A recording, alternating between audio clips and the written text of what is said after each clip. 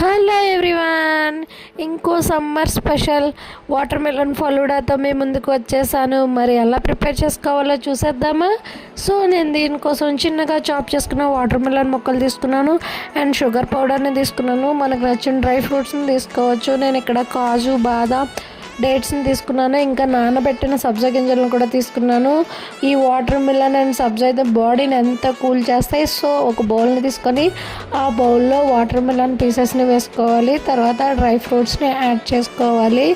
ఆ తర్వాత సబ్జా గింజలను కూడా యాడ్ చేసుకోవాలి.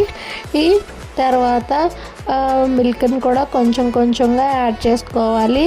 మరి ఎక్కువ యాడ్ చేసుకోకూడదు. మిల్క్ని కొంచెం కొంచెంగా వేసుకొని యాడ్ చేసుకోవాలి. ఇంకా తర్వాత షుగర్ పౌడర్ని కూడా మనకి ఎంత షుగర్ స్వీట్ని బట్టి షుగర్ని యాడ్ చేసుకోవాలి.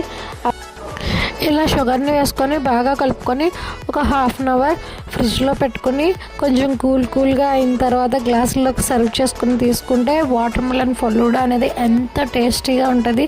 చల్లగా సిప్ చేస్తూ వాటర్ మిలన్ పీసెస్ని తింటుంటే ఎంత టేస్టీగా ఉంటుంది. మీరు కూడా ఈ వాటర్ మిలన్ ఫలూడాని ట్రై చేయండి.